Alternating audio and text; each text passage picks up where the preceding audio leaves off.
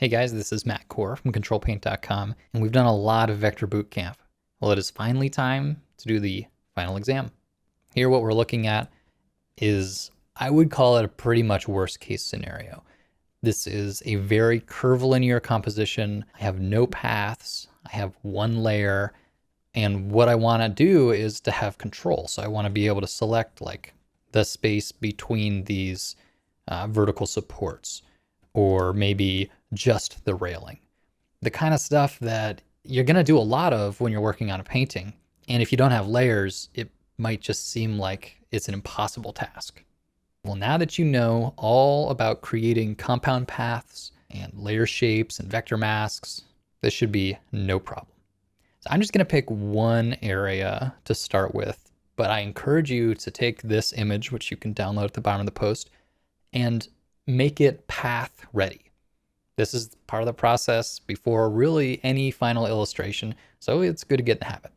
Okay, so what I want to do is this main railing here. So there's a railing up top, a floor surface below, and also these little vertical supports. That'll be my starting point.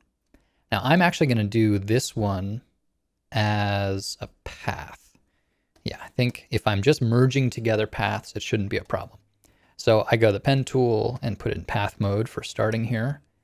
And I'm just going to work from big to small.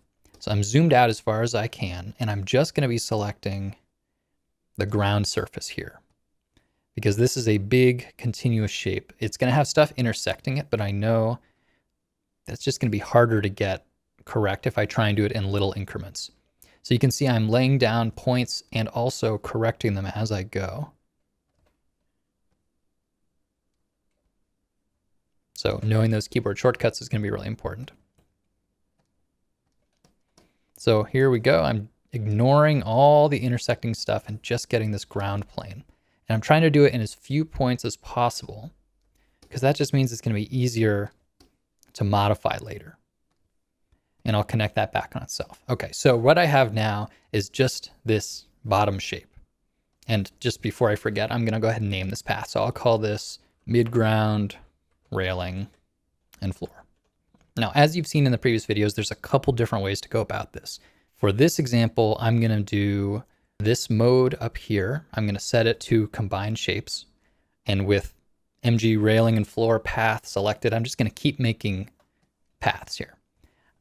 Now I'm going to do the next biggest piece. So that is this top railing, which kind of goes out of the frame.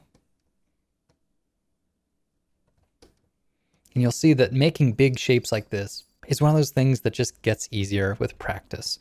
I would not expect you to be working quite so quickly,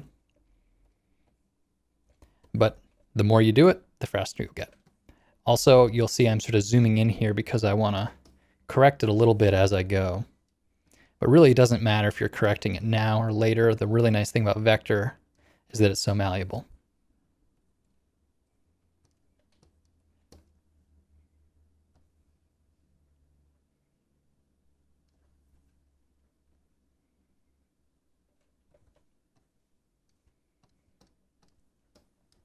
So here I have two independent parts of a single path, but since they're here on one path layer, I can control click and it just makes a single selection.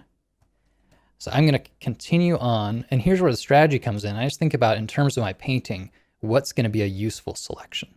Now in this case, I said I wanted it all to be a single selection, so I'll just keep that path selected, and now I'm just going to add in these vertical bits. And you'll see I'm not careful about where this is terminating, because I know with the way these are overlapping, those are all just going to kind of get absorbed into a single path anyway. What I really care about is this vertical bit here.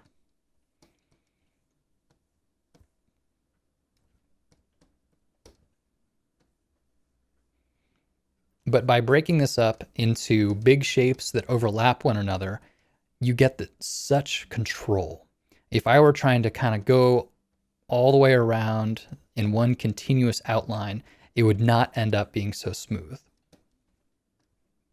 Now I'm speeding up the footage here, but really this is just repetitive work. And then there's one final big vertical here up in front. Again, trying to use as few points as possible, and I don't care about the way this terminates because it's all going to overlap together.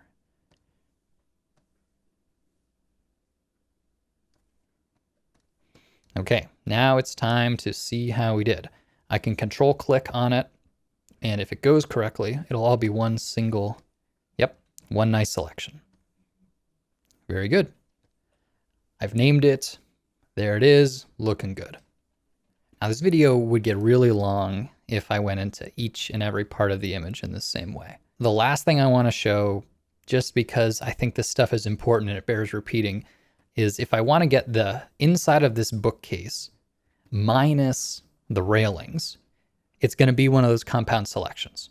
And as I said before, the way that Photoshop handles this means you have to actually start with shapes. So this is going to be a couple step process, but we'll start with a shape, which is here in the layers palette. Make the big containing shape. This is what I'm going to then use a cookie cutter to remove part of. So I have my big containing shape here. Don't care about this edge. Then I need the cookie cutter, but right now it's a path. And what I actually want it to be is a shape layer. So this is where I select the path. I say layer, new fill layer, solid color. This is just gonna be my cutter and it's gonna be temporary. So I'll call it cutter, pick a color. Okay, beautiful. Cool. Now I have both parts as shape layers. And this is the important bit. So I make sure the cutter is above the other one, select both, go to layer, combine shapes, subtract front shape. Ta-da! That was a lot easier because I'd already done that big confusing one first. So before I go too far here, I need to name this new shape, the one that's now just called cutter. I don't actually need it in my layers palette. I just want it here in my paths palette. So I'll rename this to books left. And I'm going to throw away the shape.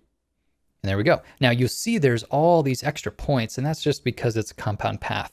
If you select it, control click, you can see it's really just this one area. If I paint it in there, you can see it has exactly the look I want. So maybe I would do for something like adding in shadows. So I would select a dark color and then sort of gently paint in a shadow without worrying about going on top of that railing. So you can see there's so much power here. And especially because it's vector, you can tweak it. Let's say I didn't get the shape quite right. I can just go in here, take any of these points and shift it around. And I can change the resolution. All the things that make vector so powerful become even more powerful once you really understand how to make these compound paths. So I called this final exam on purpose. I think this image here, if you download it and try and isolate all the important parts of it, is going to be a great test of the Vector Bootcamp. If you find it hard to do or you're really kind of fumbling around, go rewatch some of those videos because none of this is easy. It's all pretty abstract, but once you figure it out, you're going to be so happy you know it. So good luck and have fun making paths. Thanks for coming to the site, guys.